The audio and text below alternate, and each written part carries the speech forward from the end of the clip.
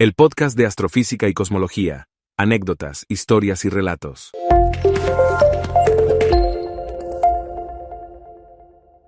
Este es un artículo que salió en BBC hoy, 13 de mayo, y dice así: el proyecto A-119, el plan ultrasecreto de Estados Unidos para detonar una bomba de hidrógeno en la Luna, que nunca se llevó a cabo.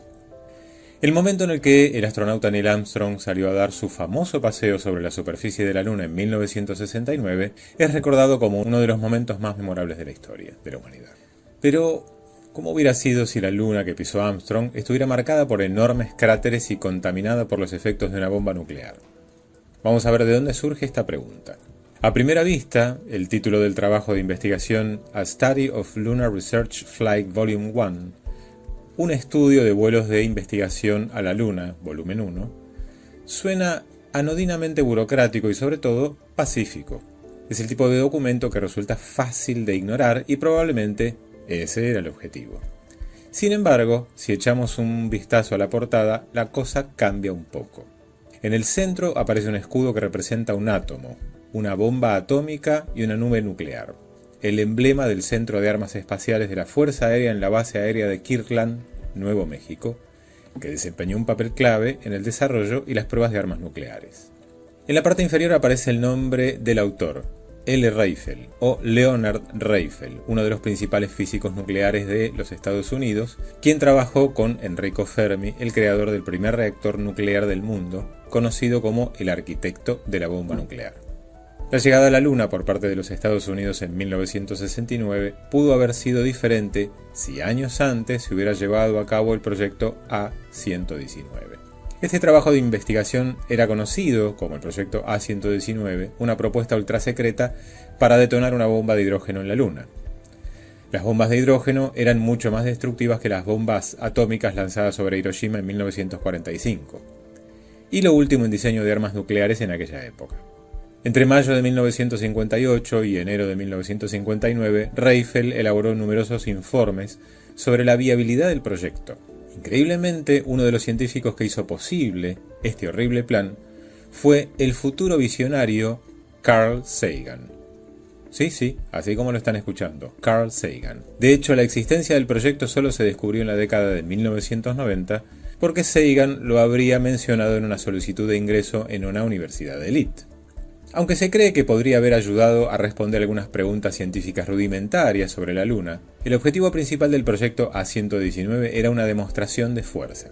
La bomba explotaría en el terminador de la Luna, es decir, lo que se define como la frontera entre el lado oscuro y el lado claro de la Luna, para crear un brillante destello de luz que cualquiera, pero especialmente cualquiera en el Kremlin, pudiera ver a simple vista. La ausencia de atmósfera significaba que no habría una nube nuclear en forma de hongo. La explosión de una bomba de hidrógeno en el terminador lunar se hubiera podido ver desde la Tierra. Solo hay una explicación convincente para proponer un plan tan tenebroso, y su motivación se encuentra entre la inseguridad y la desesperación. En la década del 50 no parecía que Estados Unidos estuviera ganando la Guerra Fría. La opinión política y popular estadounidense sostenía que la Unión Soviética iba por delante en el crecimiento de su arsenal nuclear, especialmente en el desarrollo y número de bombarderos y misiles nucleares. Más adelante se supo que esos temores fueron infundados, dando origen a lo que se denominó brecha de los bombarderos o brecha de los misiles. Pero Estados Unidos tuvo razones para sospechar de que se estaba quedando rezagado pese a hacer explotar la primera bomba de hidrógeno en 1952. Para sorpresa de Washington, los soviéticos lograron estallar la suya solo 3 años más tarde, y después, en 1957, Moscú dio un importante salto en la carrera espacial con el lanzamiento del Sputnik 1, el primer satélite artificial en órbita alrededor del mundo. Con el Sputnik, el primer satélite puesto en órbita, la Unión Soviética mostró su poderío en la carrera espacial. No ayudó a los nervios estadounidenses el hecho de que el Sputnik se lanzó sobre un misil balístico intercontinental soviético, aunque modificado, ni que el propio intento estadounidense de lanzar una luna artificial acabara en una enorme y ardiente explosión. El infierno que consumió su cohete Vanguard fue filmado y dio la vuelta al mundo. El noticiero británico de la época fue brutal. El Vanguard falló. Un gran revés en el terreno del prestigio y la propaganda. Mientras tanto, en las escuelas estadounidenses los alumnos eran expuestos a la famosa película informativa Duck and Cover, Agáchate y cúbrete, en la que Bert, una tortuga animada, enseñaba a los niños qué hacer en caso de un ataque nuclear. La explosión de Vanguard dio la vuelta al mundo y dejó muy mal parado el programa espacial de Estados Unidos. Más tarde ese mismo año, los periódicos estadounidenses, citando una fuente de inteligencia de alto nivel, informaron que los soviéticos bombardearán con hidrógeno la Luna en el aniversario de la Revolución, el 7 de noviembre. Fue publicado por The Daily Times de New Philadelphia, en Ohio. Y luego siguieron con informes de que los soviéticos ya podrían estar planeando lanzar un cohete con armas nucleares contra nuestro vecino más cercano. Como ocurre con estos rumores de la Guerra Fría, sus orígenes son difíciles de descifrar. Extrañamente, este susto también motivó probablemente a los soviéticos a desarrollar sus planes. Uno de ellos, bautizado con el nombre clave de E4, era un calco del de los estadounidenses y finalmente fue descartado por Moscú por razones similares. El temor a que un lanzamiento fallido pudiera provocar que la bomba cayera en suelo soviético. Descubrieron el potencial de un incidente internacional altamente indeseable. Puede ser que simplemente se dieran cuenta de que aterrizar en la Luna era el premio mayor. En el 2000, Raifel dio su opinión confirmando que era técnicamente factible y que la explosión habría sido visible en la Tierra. El daño que le hubiera hecho la explosión al prístino medio ambiente lunar no preocupaba a las fuerzas aéreas estadounidenses, a pesar de las inquietudes de los científicos.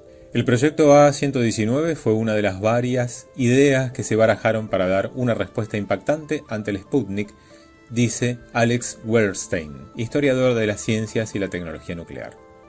Otra fue derribar el Sputnik, lo que pareció muy rencoroso. Se refieren a ellas como los trucos publicitarios diseñados para impresionar a la gente.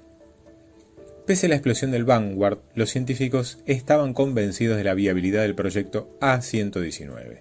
Lo que hicieron al final fue poner en marcha su propio satélite, y eso les llevó un poco de tiempo, pero continuaron con este proyecto con cierta seriedad, al menos hasta finales de la década del 50, según cuenta el historiador. Para Wehrstein, fue un periodo bastante interesante sobre el tipo de mentalidad estadounidense en ese momento. Esa necesidad de que para competir había que, de alguna manera, crear algo muy impresionante. Creo que en este caso, impresionante y terrorífico, están un poco demasiado cerca el uno del otro. Sin embargo, no está seguro de que el miedo a la caza de brujas anticomunista hiciera que los físicos nucleares trabajaran en este proyecto. Dice: cualquiera que ocupaba esos cargos seguramente lo hacía porque lo motivaban hasta cierto punto. No les importaba hacer el trabajo. Si hubieran tenido miedo, hubieran podido hacer 1.000.000 de otras cosas. Muchos científicos lo hicieron en la Guerra Fría. Decían que la física se había vuelto demasiado política. Otro punto de inflexión pudo ser la Guerra de Vietnam al provocar un mayor examen de conciencia.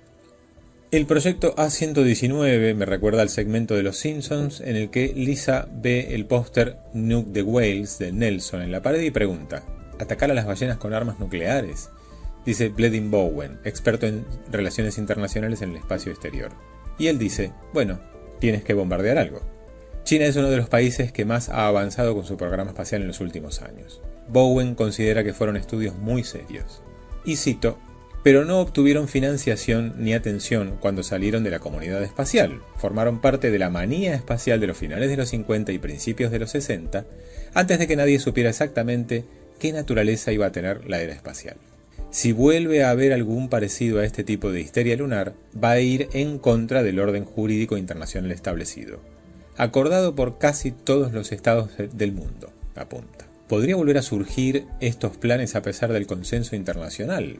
Y contesta: he oído algunos ruidos procedentes de algunos países y del Pentágono sobre el estudio de misiones de la Fuerza Espacial de Estados Unidos para el entorno lunar, dice Bowen. Aunque el punto es que algunas de las ideas más extravagantes no arraigan en Estados Unidos, eso no significa que no puedan existir en otros países como China. Al respecto, Bowen comenta: no me sorprendería que hubiera una comunidad china que quisiera impulsar alguna de estas ideas porque piensan que la Luna es genial y trabajan en el ejército. La mayoría de los detalles del proyecto A-119 siguen envueltos en misterio. Al parecer, muchos de ellos fueron destruidos. Dicho esto, la mayor lección que hemos aprendido ha sido, quizás, nunca debemos pasar por alto el documento de la investigación como un nombre burocrático, anodino, sin al menos leerlo primero.